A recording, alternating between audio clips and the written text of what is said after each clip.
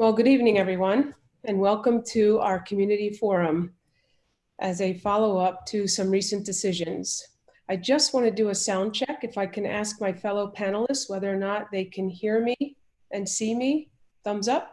Okay, very good. If you have any issues around the Q&A or the sound, let me know. I have somebody here helping me field some of the questions that may come in, hoping tonight to update you on some of what's been happening in district, as well as offer you an opportunity to pose some questions. So we're going to talk about reopening our schools and getting our students back to school. So what's in store for our students in the 2020-21 school year? I just want to check to make sure if individuals are still coming in, I want to give them a chance. So I'm just going to wait about 30 seconds, if that's okay.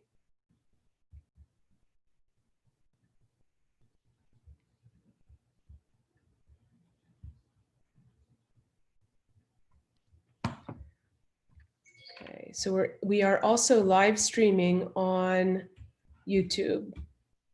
So I see our numbers are increasing a little bit. Okay, so on this past Monday night, our board had a follow-up meeting to the July 30th meeting. So let me go back to July 30th very briefly and share with you that at that meeting, our board approved all students beginning the school year with a virtual instructional model for the first month.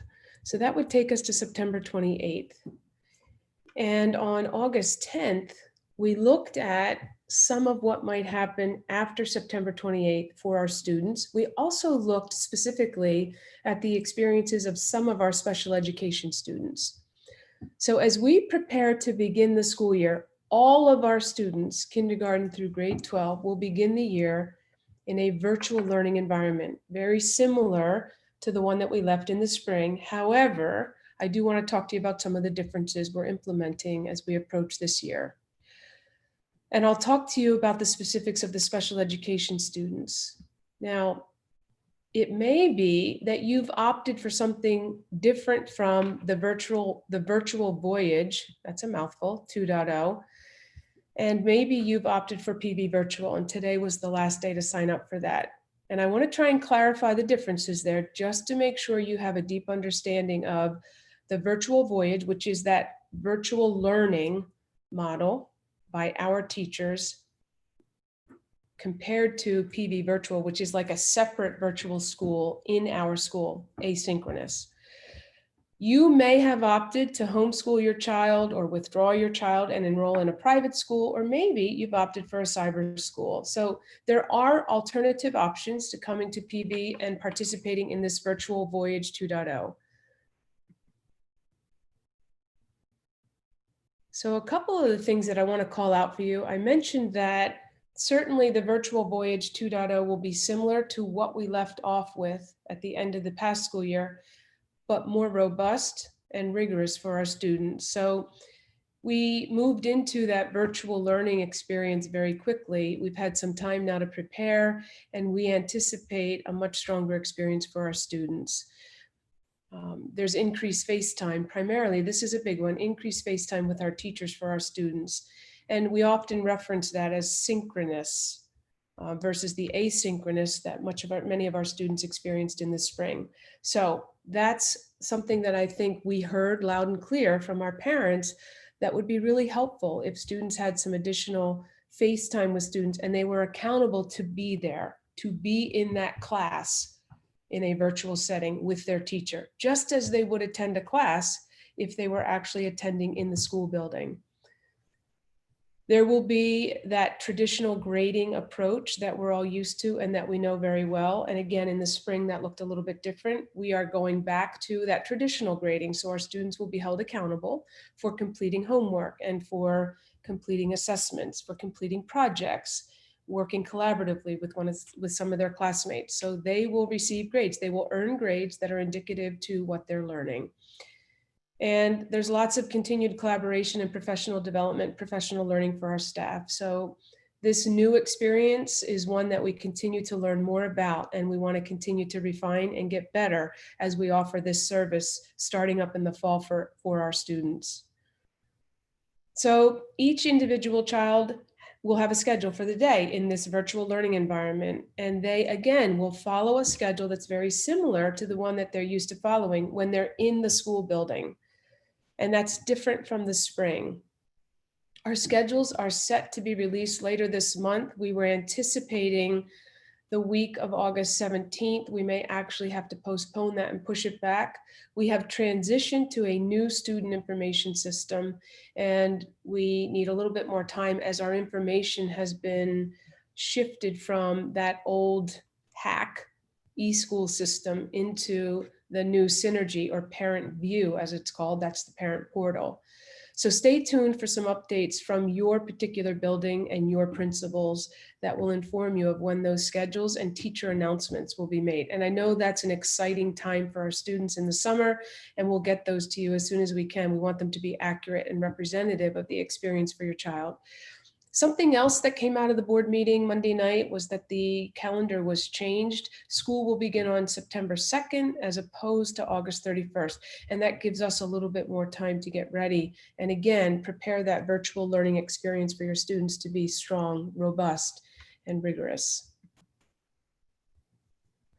So a couple of more details. Here's an example of an elementary schedule. So again, I want to keep comparing this virtual learning experience to following a schedule that our students might follow in a physical building. And we're still talking about what those schedules will look like for our students long-term over the course of the year. But right now, we are planning for all of our students to follow schedules that mirror the schedules they would have when they're in the building. And you can see in this elementary schedule, math, ELA, science, social studies, and some of those special experiences that our elementary students are used to. And we'll continue with a 6-day cycle. Here's a kindergarten schedule. This is a challenging way, not the most ideal way to introduce our kindergarten students to school. However, this is where we are, and we're going to make the best of it. So we're going to introduce our kindergarten students to PVSD. We're planning some orientation experiences. Look for more details about orientations for our kindergarten students from principals, and they'll be coming out soon. But as we acclimate our kindergarten students to the new school year, they will have a device, and we want to work with them on how to actually operate that device. We are targeting some touchscreen devices for our kindergarten students, recognizing that not all of them may be familiar with a keyboard yet. So we want to give them that touchscreen. And then our kindergarten students, once they start in this virtual environment on September 2nd, will follow a schedule similar to the one I just shared with you for the elementary students. It's a schedule that's similar to what they would follow if they were in the building. And we're really looking forward to getting our kindergarten students in the building pretty soon, but we'll talk more about that in a few minutes. In the virtual environment, this would be a sample middle school schedule. Again, our middle school students will be assigned teams and teams of teachers with fellow classmates. They'll follow a schedule, and they'll have mathematics, science, social studies, English, and they'll have their 2 specials a day. So look for additional details once those schedules are released that help you to know exactly which team, which teachers, etc. We are trying to incorporate, you'll see some notes here, time for one-on-one conferring or small group meetings. We're trying to call that out as we want to make sure that we consider the social and emotional toll for some of our students, this pandemic and the social distancing and the feelings of isolation that may be a part of what our students are experiencing. We want to recognize that, and we want to work with that. So really, in turn, working with our teachers to assist our students in reconnecting socially, and paying attention to some of those emotional needs so that we reference the right resources in the event our students need them. Getting reacclimated to school in this virtual environment doesn't mean we don't want to focus on that social and emotional. We're trying to target that a little bit differently and more carefully in this fall. We're also considering how much screen time our students would participate in as we embark upon this virtual voyage. And we have questions about that. So in some cases, you'll see and you'll learn more about how the schedule for each of our classes may be abbreviated so that students aren't necessarily looking at the screen for the entire period, but instead will receive some instruction from their teachers and then potentially practice or do some work in response to apply the learning that's intended. So more to come on that, but know that screen time is something we're thinking about and we're being very considerate of, as well as those social and emotional developmental milestones we want to make sure we support our students meeting. So I mentioned grading. Grading will be traditional and more like what we're used to. Attendance will be as well. So in this virtual voyage, we will expect our students to attend classes. So if I go back to that schedule, I want to be sure that I'm attending my period 1 class beginning at 7:50 if I'm a high school student, and then reporting to period 2.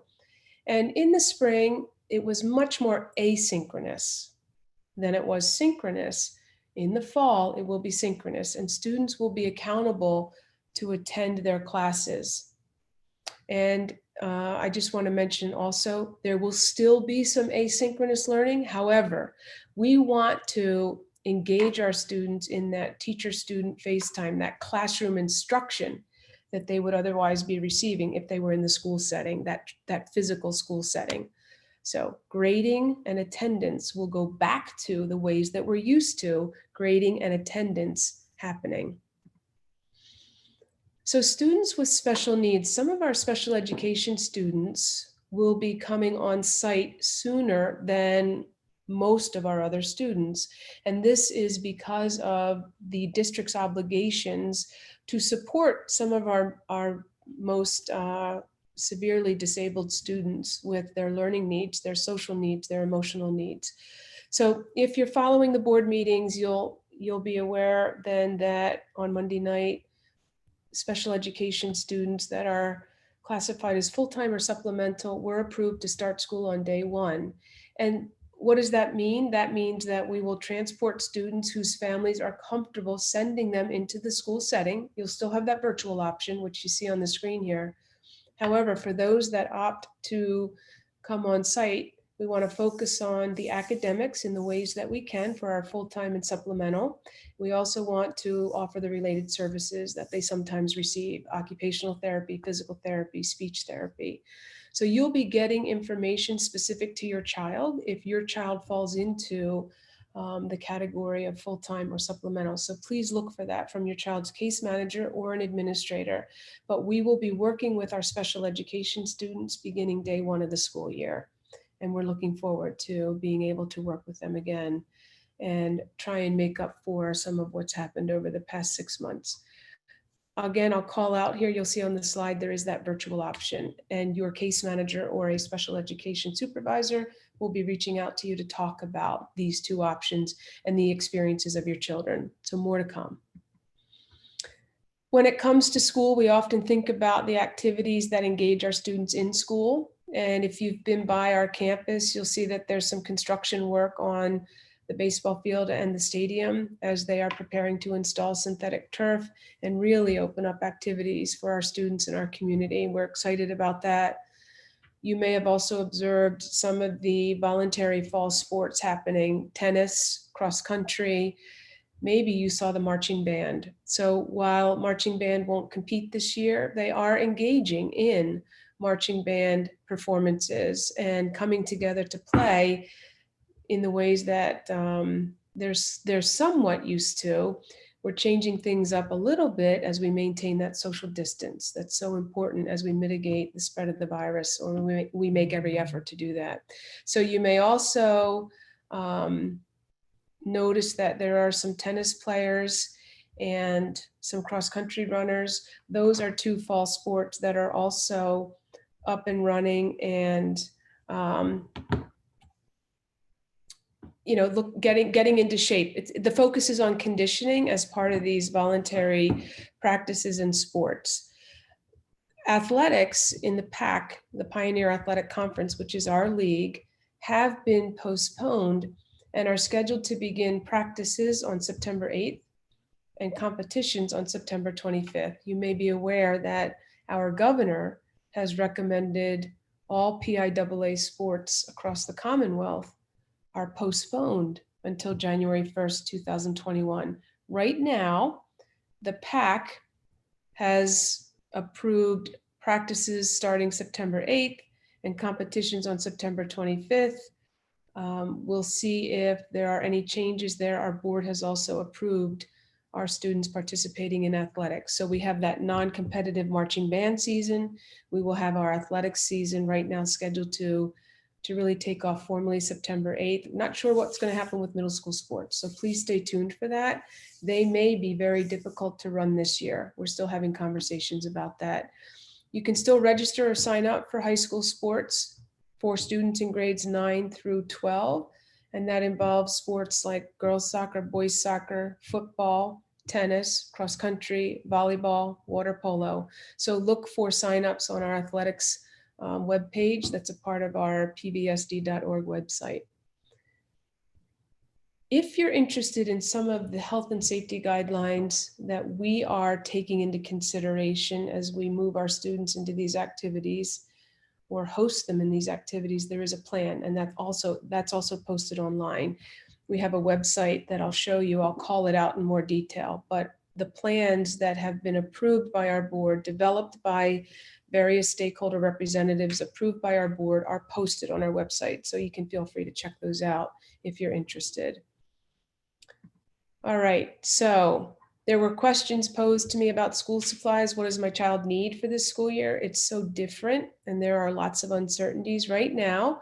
We continue in our efforts to make sure every family at the elementary level has at least one device. We may have some additional ones that we'll hand out. We're trying to provide every kindergarten student with a device, and that's a touchscreen device. We have more information that'll come out from each of our buildings, and they're going to probably schedule that grab and go sort of distribution, similar to the grab and goes that we ran in the spring. And your students shouldn't need many other supplies, given that we'll be fully virtual. So there'll be a lot of things that occur digitally. And if there are some things here and there that are suggested by teachers, they'll let you know.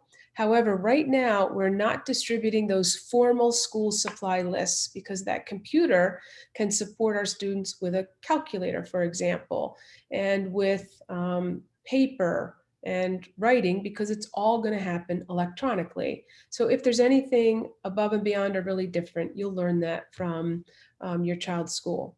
But those larger school supply lists that we tend to publish at this time of the year will not be published.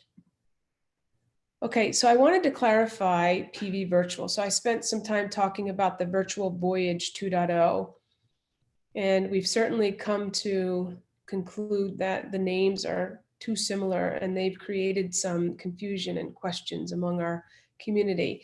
PV Virtual is different from Virtual Voyage 2.0. So the majority of our students are going to participate in the Virtual Voyage 2.0. It will be synchronous. That means your child in that Virtual Voyage 2.0 that I was just talking about will follow a schedule and need to attend classes just as if they were in school. That's different from PV Virtual, the page I'm on now. And this is the symbol or the visual that helps you to know this. This is primarily an asynchronous option to learn in a virtual environment. And what does that mean? That means your child is primarily working independent, separate from a class, not attending a schedule, but has the flexibility to actually complete the schoolwork on their own time, or maybe when it's most convenient for you as a family.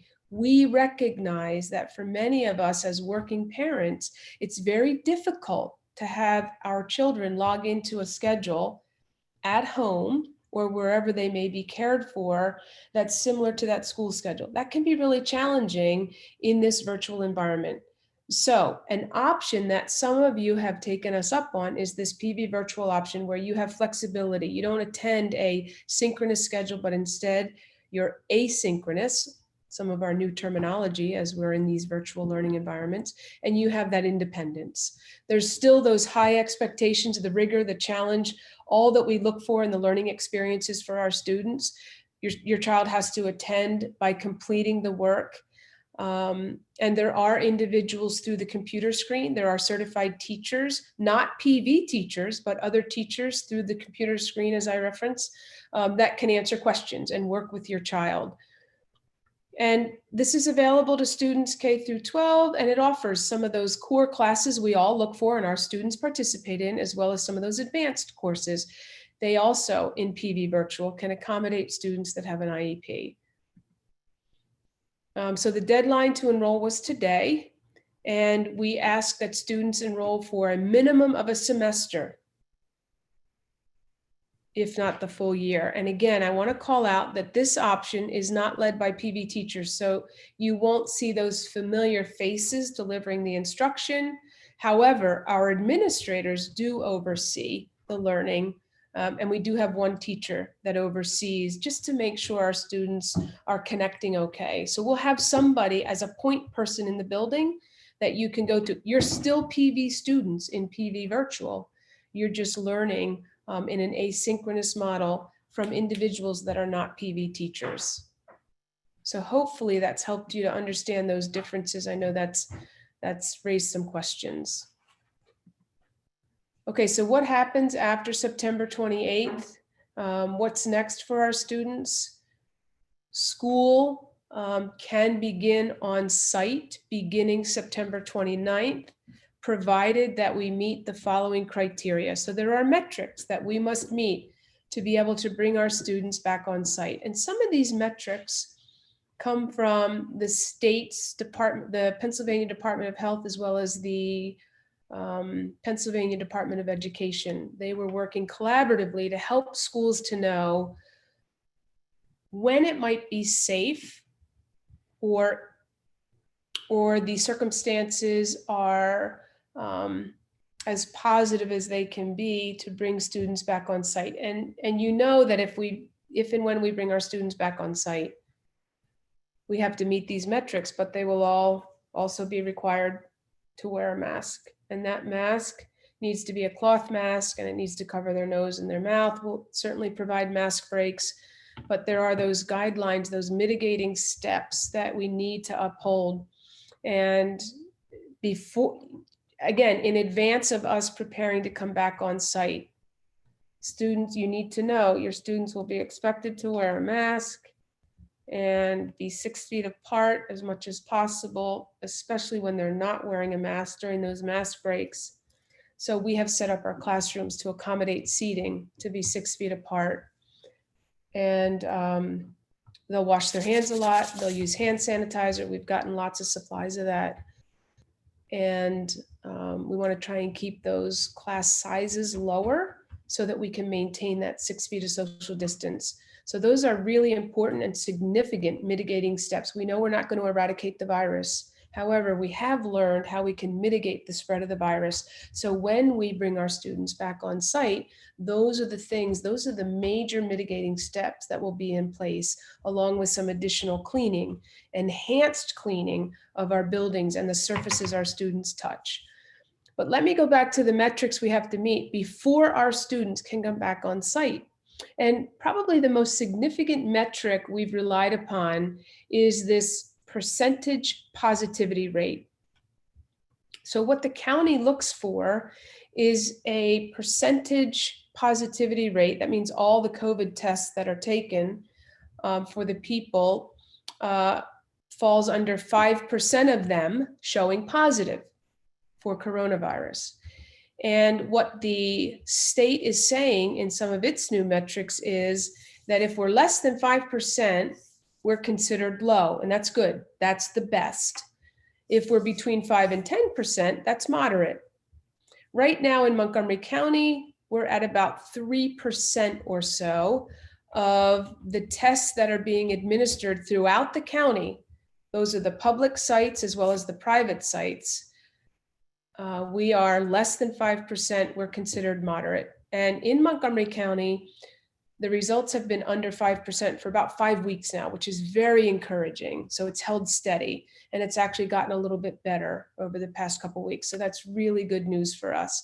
So that's the first criterion we have to meet. We have to make sure that percentage positivity rate in Montgomery County is less than 5% to be able to bring our kids back on site. We need an incidence rate per 100,000 residents, another metric that both our county and state are using. That's between 10 and 100. And right now, the incidence rate for the most recent 7 days total divided by the population in Montgomery County, so it's converted to a rate per 100,000 residents, it has to be less than 100. And right now it's about 30. So that's good. We're in good shape there.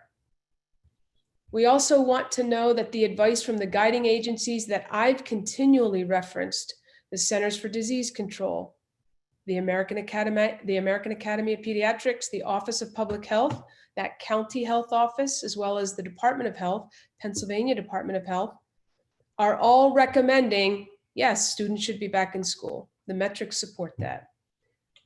We also need to be sure we have sufficient supplies of PPE, and we do. We have 50,000 masks on hand. So if a student needs a mask, we have one that we can provide him or her with.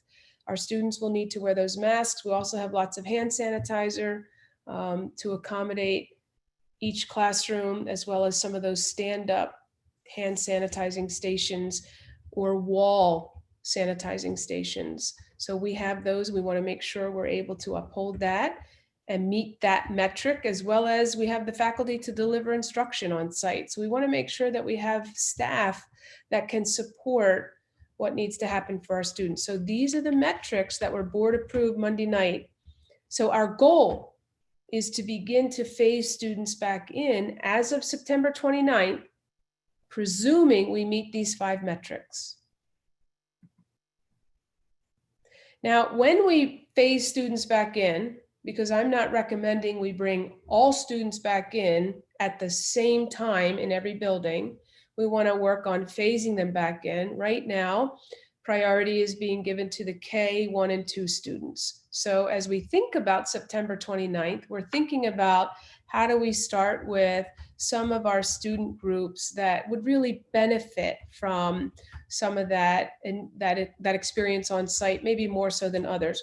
K1 and 2, our students, our youngest learners that we believe would really benefit from on-site instruction. So we're planning to start with them, and we may start with them in a half-day model where they come to school for half a day and then maybe they work on some schoolwork asynchronously the other half of the day. So why are we thinking half days? We do that for kindergarten. We don't typically do that for 1st and 2nd grade. What's the reason for that? The reason is we can reduce our class sizes and get those numbers low in any one classroom. So if my 1st grade teacher is Mrs. Russell, she would see half of her class in an AM session, 1st grade. Let's say I'm teaching 1st grade. I would see half of my class in the AM session. They would then be transported home on buses, just like AM kindergarten students. And then I would see the second half of my class in a PM session. So that's one way we're thinking about phasing our students back in, keeping those numbers low, and making sure we can provide the necessary oversight to support them wearing masks, washing their hands or using sanitizer, and maintaining that distance. These are the steps we know mitigate the spread of the virus, and we want to be very careful and attentive to them right out of the gate as we come back into our schools. We've also talked about that hybrid model. Again, that reduces the number of students in a classroom, in a building at any one time. That hybrid model referenced Group A and Group B and brought our students in for full days, but it was either 2 or 3 days a week. And that was a little bit more random in nature. So it was a Monday, Thursday, Tuesday, Friday combination, every other Wednesday. So we're wondering, do the half days make more sense so that we give all students some on-site instruction 5 days a week?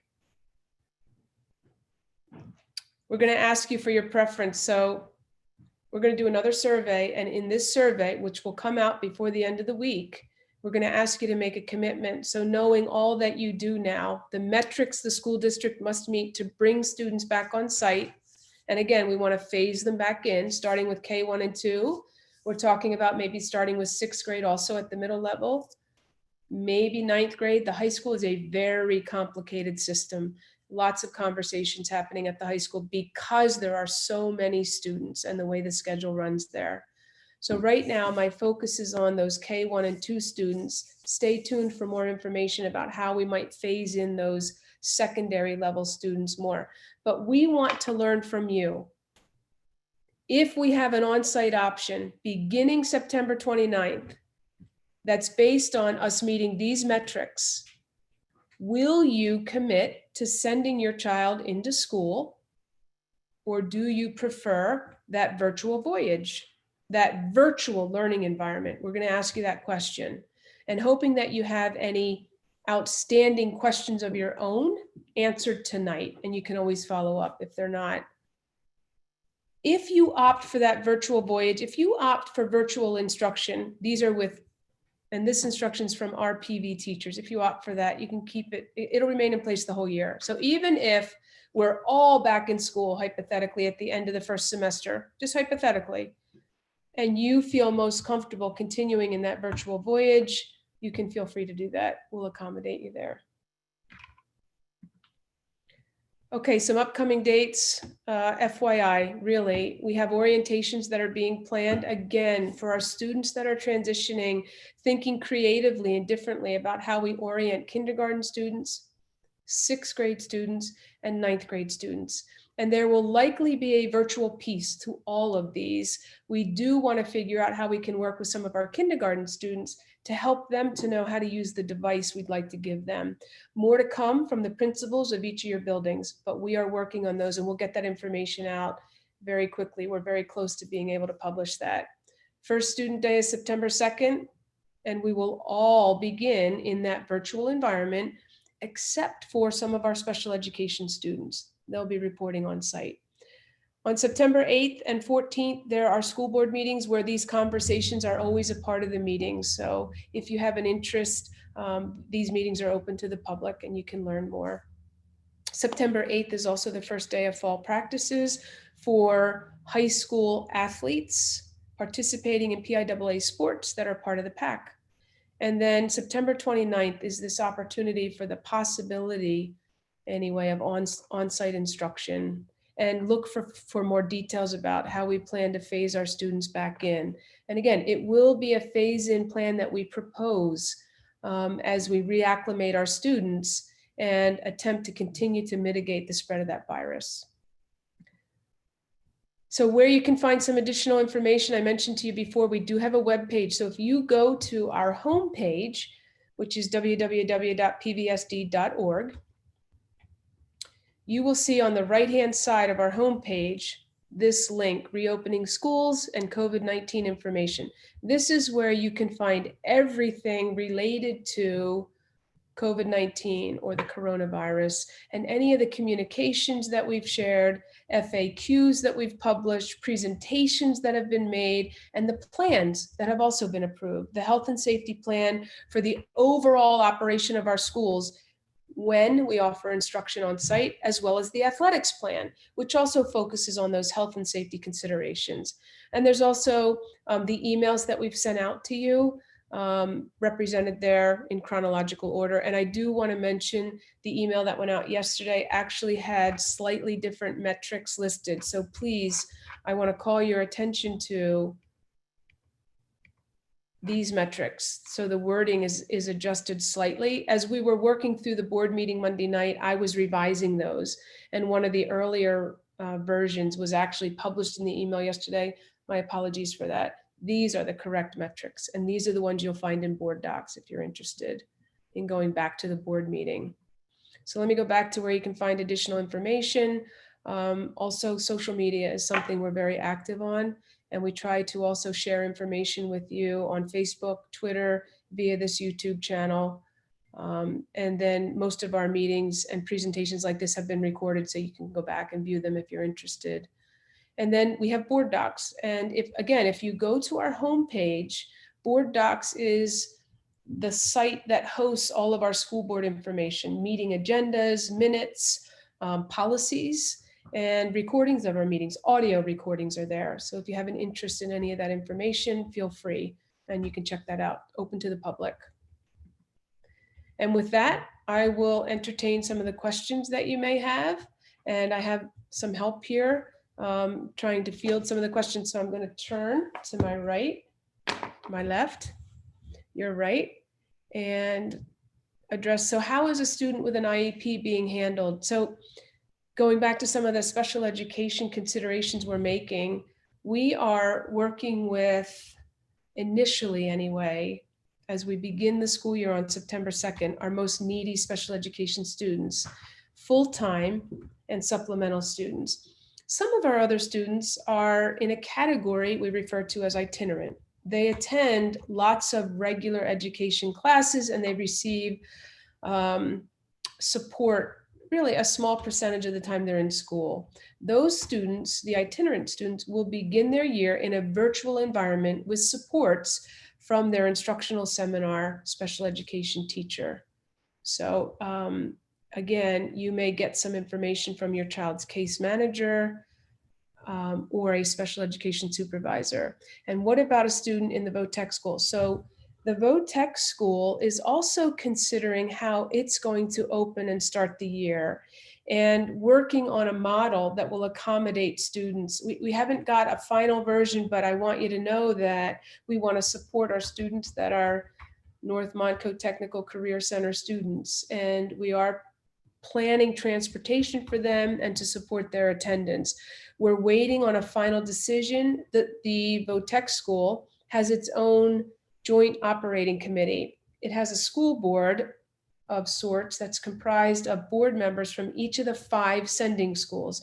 And they have a meeting next week, I believe, to finalize, or in the next couple of days, to finalize how that tech school will open. So we know that tech school students primarily benefit from on-site, hands-on learning, and that may or may not be the way we can accommodate all of our tech school students to begin the year.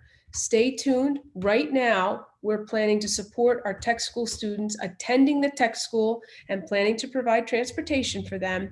Once the tech school has made a final decision on how that will look, they're looking at hybrid models too, we'll communicate that information to you. Okay, so are there any supplies that we in the community can help you with when we go back to school? And this individual is indicating, I know the community would like to help if they can. First of all, thank you for that. And the outpouring of support has been terrific, and I really appreciate that. Certainly wipes would be helpful. Hand sanitizer would be helpful. You know, in the past, we've asked you to donate tissues if you're comfortable doing that. This year, we're asking you for wipes and hand sanitizer. Again, if you're comfortable doing that, those items will certainly support the health and safety of our students on site. Okay, so under Virtual Voyage 2.0, where attendance is mandatory, what is the policy if a student is unable to log into the class due to loss of internet connection or has a slow intermittent connection? Really important question. We certainly can't hold that against your child. And please know we have hotspots that we can offer you. If you're in need of a hotspot, we had a very generous donor from our community who allowed us to purchase hotspots to really accommodate students who need them.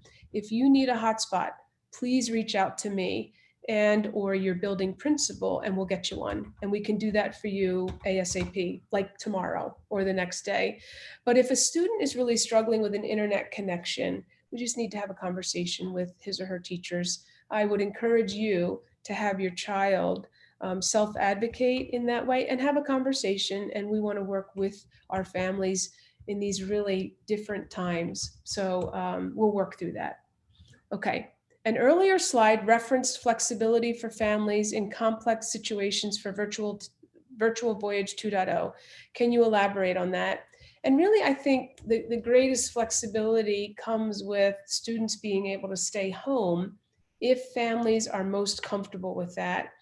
And I know that many of our families are also ready for their children to be back in school. And that's our goal. We want to get our kids back in school. We want to do it under conditions that are safe, deemed safe by some of those guiding agencies, but that's our target. We want our kids back in school. So the flexibility comes in really because your child can participate in the learning experiences from home if that's what you're most comfortable with. The other thing I want to mention is that we are working with our YMCAs that often they provide before school and after school care. And we're learning about opportunities that may exist for some childcare in our buildings during the day. I've also met with childcare centers in our community, and they do have some capacity to take on students. And many of you have probably already explored that option if you need it, but more to come on Y Care. If that's an option you've participated or taken advantage of in the past, there may be some options also available at the beginning of the year when our children are in a virtual learning environment. So I'm going back to the questions a little bit more. Can you speak to whether the first grade schedule will be a full day schedule, 8:45 to 3, or will the day be shorter, such as a half day? We're actually looking at both options and seriously considering the idea of bringing first grade students in on a half day schedule. That's a real possibility. And the reasons we're doing that are it's the schedule they left when the year ended for them as kindergarten students. So it's one we believe they're familiar with as we reacclimate them to school. And it also allows us to reduce the number of students in any one class so that we can maintain that social distance. And again, oversee our students wearing masks and maintaining that hygiene. It also affords our teachers opportunities to work with smaller groups and maybe provide some more individualized attention in a group of 9 or 10 versus 20 or 21, 22. So half days are a real possibility. Stay tuned for more information as, again, we develop that reopening, phased reopening, if you will, for our students. And that's a consideration at the elementary level completely, because here's the other justification I want to share with you is that we do believe that some on-site instruction for our elementary students in particular, they're less independent than our secondary students. Some on-site instruction in the form of a half day, for example, is more meaningful for many than a full virtual day. So we want to get them back if we can, and a half day schedule may be a reasonable way to start getting them back in our schools. Again, we're also still talking about that other hybrid model that we had talked about a little bit earlier in the summer, the group A or the group B that's divided alphabetically or by zones, by bus zones. So stay tuned, we're developing those and we're gonna get those to you pretty quickly. What you need to know going into the survey that you're gonna get in the next day or two is we want to know from you if we meet those criteria that I focused on and can offer on-site instruction. Will you commit to the on-site, or are you more comfortable staying in a virtual environment? That's really what we want to know so that we can get our schedules developed and finalized. So if given the option to return to school and we take it, will my 8th and 12th graders have the same teachers in person that they had virtually during the first month? We are really trying to maintain that. We are really trying to avoid students shifting teachers at any level in any grade. And again, I mentioned a little bit earlier that the high school is a very complicated schedule.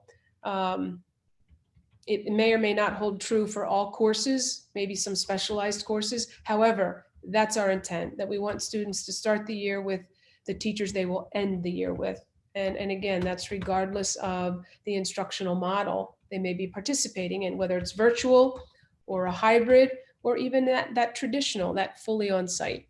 So stay tuned for that. That's our goal. Okay, so let me see what else we have here. Will the special education students be eating lunch in the cafeteria? Will food service be preparing lunches? If we have special education students in our buildings for a full day, we are obligated to provide them lunch. So we will be serving them food. And we will also be providing food to our free and reduced lunch students. So more to come about food service. There's some specifics about food service and providing breakfast and lunch under the law that will be communicated in the next week or so through our food service department. Will teachers be able to connect virtually with students individually before the first day of school, especially at the elementary level? Yeah, this is a question that I've been posed, and similar to the way our teachers send out letters, a welcome letter in the past, our teachers may want to actually engage in a Zoom meeting or connect virtually in some way to get to know your child and to introduce him or herself to your child. So we're working on those creative ways to help acclimate our students to school this year. So yes, that's a real possibility. Stay tuned. Will the students who continue with Virtual Voyage 2.0 switch teachers at the elementary level after the 28th if hybrid begins? So again, same as the question posed earlier. We're going to try to avoid that. We do not want students changing teachers, and we're doing everything we can to avoid that happening. So my assistant over here is helping me with some of the questions and typing them as they are shared with her and presented. And actually, I can probably go into the Q&A now, so I can relieve my. Nope, I can't see the Q&A. I'm sorry. Let me stop sharing my screen, and then I can see the Q&A. So let me do that. So a couple of questions. Let me quickly move through some of the ones that maybe we haven't gotten to. Okay, so some of these, as I'm moving through the questions, I see some of them are very similar. We don't want to change our teachers. I'm seeing that come through quite a bit. Okay, so this is a really good question. Will first grade receive a Chromebook, or would the touchscreen devices for K be possible for first grade? Good question. Not sure about that. We felt like if we have them, kindergarten students are the priority. So right now we'll primarily distribute the majority of them to our K students. If we have some left over, wonderful suggestion. We'll consider them for first grade too. So there is a question about whether or not in-person school will be staffed on-site school. We continue to work collaboratively with our staff to figure out how we organize for on-site instruction. So more to come on that. And as soon as we know information, as soon as we learn information, we will communicate it to you. So I'm looking through some of the questions. Again, about switching teachers, people are really uncomfortable with that. I mentioned the Y care, before and after school care. We would like to be able to provide that just as we would in a regular school year if we have our students back on site. Remember, we're working on maybe some extended Y care as child care while our kids are in a virtual environment. We recognize that many of you work, and it may be difficult for you to help oversee a virtual learning experience for your child or your children. And so we want to try and accommodate. So more to come on that. Please stay tuned. If we have a first grader and a third grader, could we send both kids back when the third graders are allowed later to enter? Interesting question. So maybe you hold off on that first grade coming back. If they're the first groups that maybe start on the 29th. You hold off your first grader to instead begin with the third grader. That might happen, say, 2 weeks later, if we have that phased reopening that I talked a little bit about. We would certainly want to work with you on that. So yeah, I would say that we should talk more about that and individual situations. But again, our efforts are really to work with our parents and our families during these unprecedented times. Okay, will the commitment be binding? And if so, to what extent? So when we send out this survey now, where I'm really emphasizing commitment, it is helping us to develop schedules and know where we need staff delivering what type of instruction, on-site or virtual. We know we're going to have some students that remain in a virtual learning option. So we hope it can be binding. However, you know, we always work with our families. The intent is that it's binding. This is your commitment for the year. I also recognize that things are changing rapidly, and we frequently get new information or new recommendations from the state or the departments of health. So I recognize that we're all moving through some serious changes, at a fast pace. We will work with you. However, the intent is when you make your commitment through the survey that comes out in the next day or two, we'd really like that to be what you see being the best experience for your child this school year.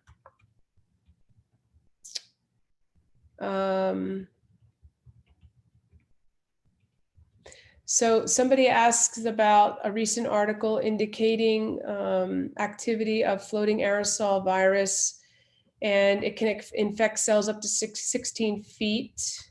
So that is not an article that I've read, but I would like to investigate that more.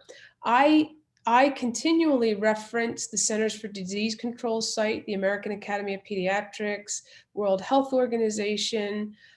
There are a couple of other science journal articles that I've also referenced, along with some medical professionals and representatives of the Office of Public Health, Montgomery County Office of Public Health, that is, Dr. Val Arkush, as well as the Pennsylvania Department of Health. I have not read the article about the 16 feet, but I will investigate that, and I appreciate you sharing that.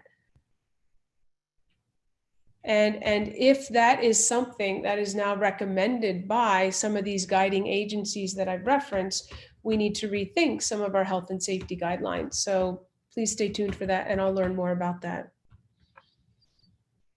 Okay, so as I'm cruising through here, trying to capture what else might be helpful.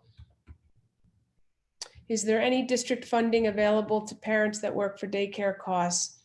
We don't have that in place right now. However, you're prompting my thinking. Let me explore any possible options, and we'll certainly communicate those should they become available. But right now, they're not in place. Okay. Any specific plans to assist seniors as they are facing tremendous stress with college testing and applications? And absolutely, we want our counselors to really move into that mode where they can support our seniors in ways that they haven't had to in the past. However, we don't want them to miss out on opportunities that they would otherwise have. So our counselors are ready and willing, and will support our students in ways that they need. And I know that in the past, some of our academic teachers have also supported them with their application processes. So stay tuned. As far as the testing, I'm hearing only bits and pieces about SAT testing that is and is not available. We don't offer that on our site. However, I know that our counseling centers do communicate the information to our families. So don't hesitate to reach out to the high school counseling center with questions about aspects of your child's college application process. Will we still consider live streaming for half days for children who get sick? Yes, we will. We are talking about that live streaming option so that as students are at home, maybe because they're sick or maybe because they're in that virtual learning environment, we're looking at the logistics that make the most sense, that are certainly reasonable for our teachers, because logistically this is a very different approach, as well as effective and informative to our students. So yes, live streaming is a possibility. You'll learn more about that. We continue to talk about that as a possibility. Okay. Will teachers from other schools cover students if the numbers don't add up to make a class or a middle school team?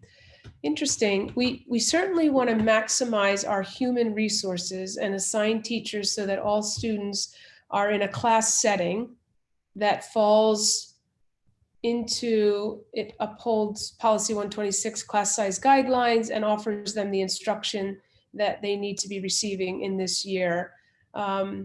Not sure about some of the virtual students. We have talked about maybe district-wide classes. It depends upon, again, the commitments from our families. So it may be that we have one third grade virtual class taught by one third grade teacher. And those students could be from other schools that comprise that class. Just one idea. So we're talking about ways that will meet the needs of our students and also maximize the resources we have available. So that is a possibility. Would itinerant IEP students be able to come in for therapy during the first month of virtual if parents could transport? That's a really good question to ask your case manager or a special education supervisor. And I would encourage you to reach out to that person. It's a good question. What will happen to study halls? And I know our high school principals are working on those and scheduling study halls when they occur in student schedules and where they might happen. So some additional information. Again, we have to consider that social distancing piece. So we can't have lots of students in a study hall unless we can socially distance them. That's a concern. So stay tuned. Can we switch by marking period if we start by choosing virtual? Yeah, that is something that we're trying to work with, and have students actually make changes if they request them at a marking period or a semester, but we'd like it to be connected to a natural timeline that's a part of our year. So if you as a family sign up for PV Virtual, will your student be able to come back in the building if school opens for in-person learning? Yes, yes, you will. Oh, I'm sorry, PV Virtual. I'm sorry, I was thinking Virtual Voyage 2.0. PV Virtual is a little bit different, and you would be committed for at least a semester and then the whole year. So that's different because, again, that's provided by a separate set of teachers, really, third-party vendor through the IU. So the commitment there looks a little bit different. If you sign up for the synchronous Virtual Voyage 2.0, then it's a more seamless transition. But again, it's synchronous, so you're tied to a schedule. Okay, how do you envision providing half-day on-site schooling?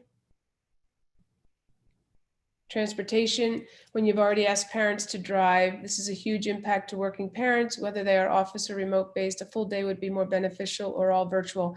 Agreed. I know that we know that the 5-day traditional full day model is optimum. We know that, and I'm hoping that we can get back there with our students. The half-day start is a way to phase our students back in while upholding some of those guidelines and employing some of those mitigating steps. Completely recognize the challenges for working families. And it may be that we can get to those 5 days a week, full day.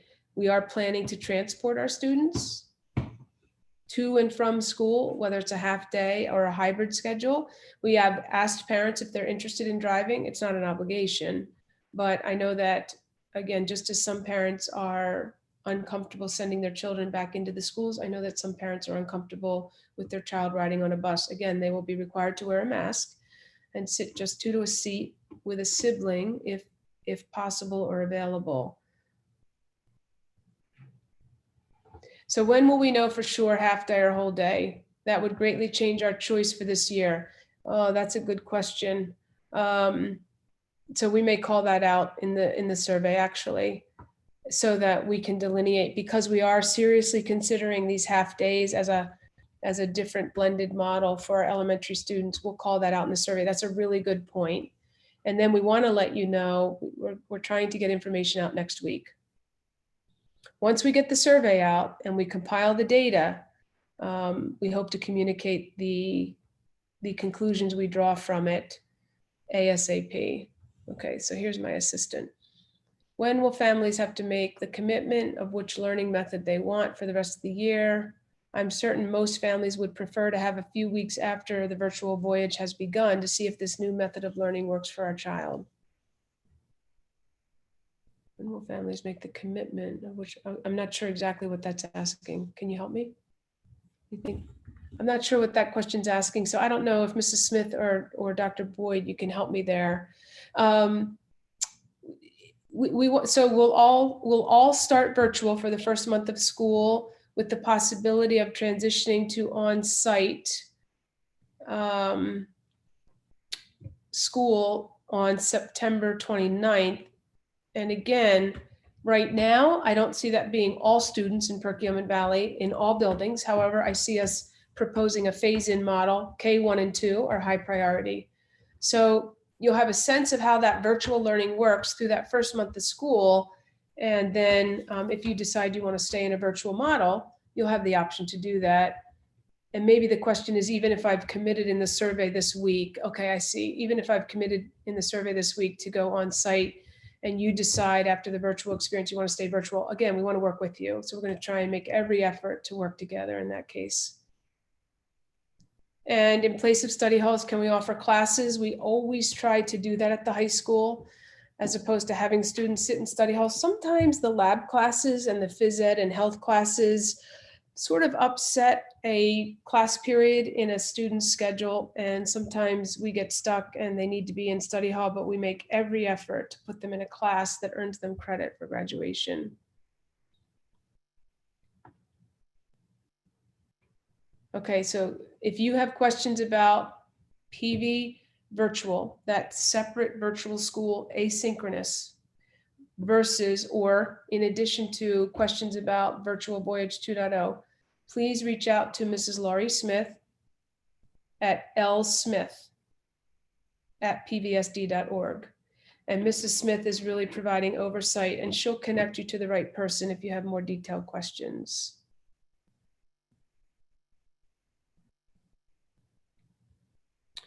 And I know that many of us are interested in a full day of instruction for our children, and we're working towards that as a goal. So please know that if we start out half day, the goal is to transition to a full day at some point. If we start out in a hybrid model like the ones we've talked about earlier in the summer, that A group, B group, students coming for a full day 2 or 3 days a week, the goal would be for students to come full day 5 days a week. So again, we're going to continually monitor the circumstances and conditions of this pandemic. We're going to look to the guidance. We're going to look to those metrics that we have to meet, and we'll continually evaluate and do what we need to do to provide the strongest service possible to our students. There are rumors of changes to the graduation project requirement. Can you comment or ask Mrs. Colucci to communicate to high school parents? And actually, what I could do is ask Mrs. Smith to speak to that a little bit. Mrs. Smith is our assistant to the superintendent for curriculum and instruction, and she's on the panel tonight. And maybe she could talk a little bit about that, if you don't mind, Mrs. Smith. Sure. So our graduation project looks very similar to how it has in the past for the students that are coming into 10th, 11th, and 12th grade. We have made adjustments to the graduation project for our incoming 9th graders, as we are required to have 8 pieces of career evidence by the Department of Education. So we are working to assist our students in what types of activities or projects that they do meet those pieces of career evidence standards, and compile them into a portfolio. So that information will be shared with our incoming 9th graders as we roll out that program. But for our 10th, 11th, and 12th graders, it looks very similar to how it has in the past, although we are working with students to ensure that it's a very meaningful opportunity for them. And counselors and Mrs. Colucci will certainly be sharing all of that information. I believe they have already started to update the website as well, so you can find that off the high school's webpage. Thank you, Mrs. Smith. So a question about, will general education classes and specials for the special education students be live at school with the general ed teachers or virtual at the building? Probably some of both right now. We're not sure. We do have some situations where our teachers will be instructing virtually, and it may or may not be from our school site. So stay tuned for more information about that. Okay, as you mentioned metrics to open up, have you looked at metrics for closing back down? Positivity rate, incidence rate within PVSD? It's a really good question. And in fact, we've considered that, and it would most likely be falling out of the ranges that were mentioned as part of our metrics. I've also learned that there may be opportunities to receive data through the Office of Public Health that is more specific to our district and not the county at large. So right now, what we primarily base our thinking on is that positivity rate for the county. However, they're trying to drill down and disaggregate the data by district if possible, and we'll look to that. So stay tuned. There'll be more about that. But right now, at this point, it would be falling out of those ranges, or not receiving the guidance, not having enough staff on to accommodate on site. Any plans with our counseling department to hold virtual college visits, as has been done when school was in person? Great question. And we're finding that our principals and teachers are really being creative with some of the experiences that are typically on site, like Meet the Teacher Night, these orientations. and college application processes. So yes, we're trying to organize them to be virtual and accommodating.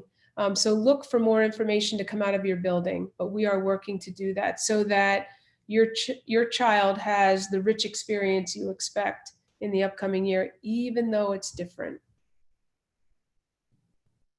Okay, so how can a binding commitment be made without providing families schedules of half day or full, or what returning will look like? It's difficult to assess personally what is best without full info. Agreed.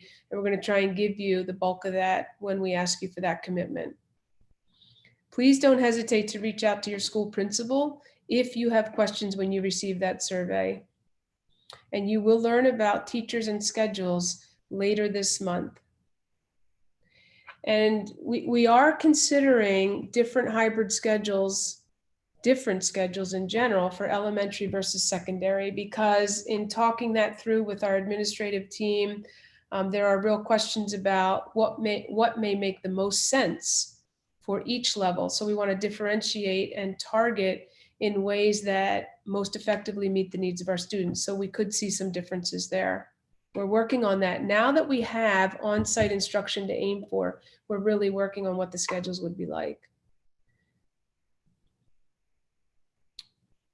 Okay, so question about for our juniors, will counselors be meeting with them? Will they still meet with them individually? I would certainly encourage that. Again, Zoom and these platforms that we have access to allow us to engage in this virtual environment have become really supportive. So thank you for the thank you as well.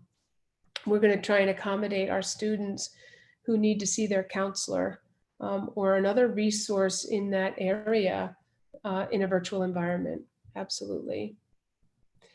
So what if you have no sibling? Will you be sitting with another child on the bus? We're going to try and avoid that. Right now, the guidelines include no more than 2 to a seat. When they can be siblings, that's ideal. Otherwise, they need to wear masks and remain sitting with that student for the year that they're riding the bus.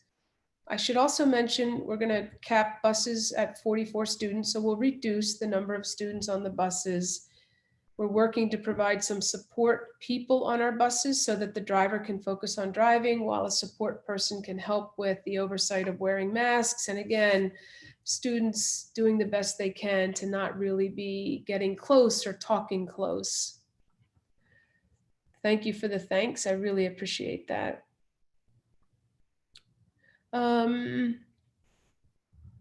Would you consider the first marking period as all virtual, with the exception of special education students who may benefit from on-site learning? This would allow the PV board, parents, teachers, busing, gather all the latest facts, make an informed decision, and see where the influenza COVID-19 positivity rates land. I mean, that was discussed Monday night, actually. And certainly it will be considered, as all things are considered. Again, information changes pretty rapidly.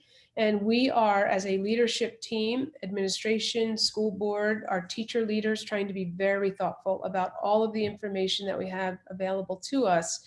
It's possible we could do that. At the same time, I am really concerned about getting our youngest learners in particular, those students transitioning, if possible, back on site.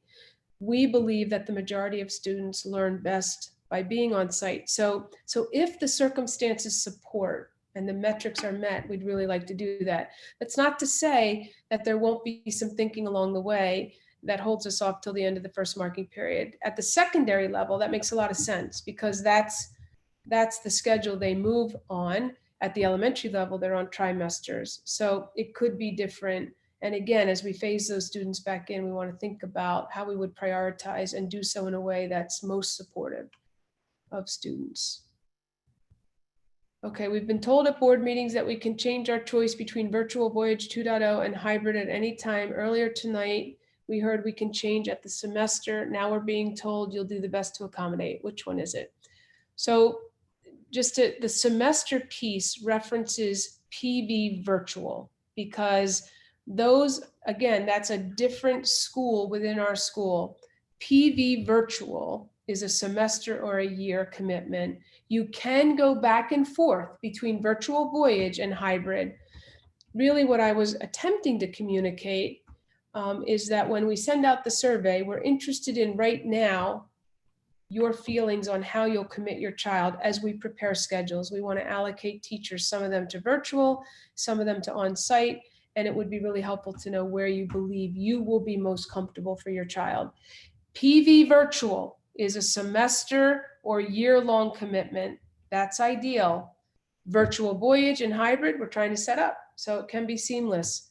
So when kids are on site versus virtual, they could, if they need to make a change, do it.